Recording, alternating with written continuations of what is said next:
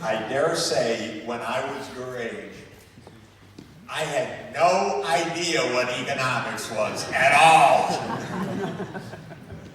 Of course, we all lived in an economy, so I would go to the shop and I would buy things, or my father went to work each morning, so he was part of the economy, or we walked around in our city and we saw the firemen and the policemen and the roads, and that was built by an economy, but I didn't know anything about it. So I was just going to school, and I thought I would be a doctor at one point, and then I thought I would be a lawyer at one point, and I never heard of being an economist at all.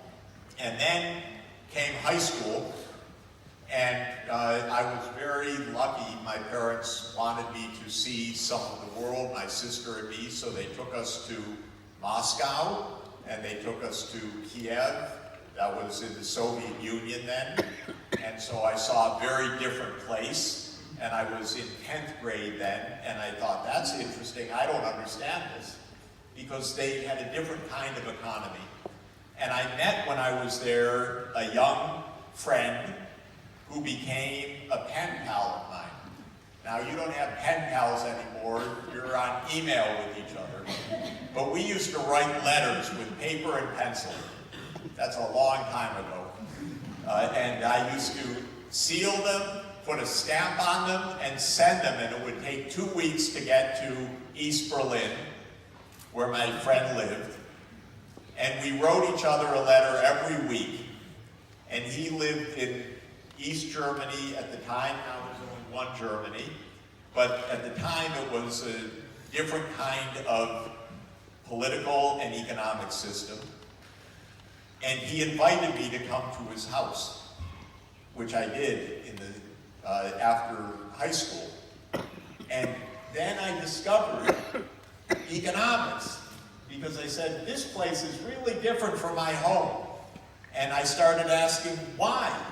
And are they doing things right, or are we not right? And he told me when I was about 16 all the things that were wrong with my country, which I never thought about before. And I scratched my head and said, I don't really understand any of that. And then I came home, by the way, and I was about to start the university, and they sent us some books to read. And one of them was an economics book. And I read it cover to cover. It was a wonderful book from 1942 called Capitalism, Socialism, and Democracy by Joseph Schumpeter. One of the greatest books of the 20th century. And I can tell you, I didn't understand a word. But by the time I got to the university, I said, I want to study this, because this is really interesting, and I don't get it. And I wanted to understand, how can we make the world a better place? I remember asking that question 46 years ago. You're probably not 46 yet, right? So that was a long time ago. And I asked myself the question, what is the right kind of world for us to live in? Because I had been in East Germany, and I had been in the United States, and I never thought about this. Then I read these books, and I read John Kenneth Galbraith, who's another famous economist who became a kind of teacher of mine. And I got really interested in that question. Well, that was 46 short years ago. And what I talked about today is what I've been interested in for 46 years. And I'm still trying to figure it out. So that's why I keep studying and I keep learning. And I read a good book this morning on the way here, which helped me prepare my talk today. Because every day you learn something new, which is amazing. And there's so many smart people you can learn from. And that really is the biggest joy of all, is that interconnection. And that fellow that I showed you, Aristotle, he's one of my heroes, one of the greatest thinkers of all time. And he said that the greatest joy in life, the eudaimonic life, he called it, was the life of thinking and contemplation. And because that allowed you to use our human reason to the best advantage.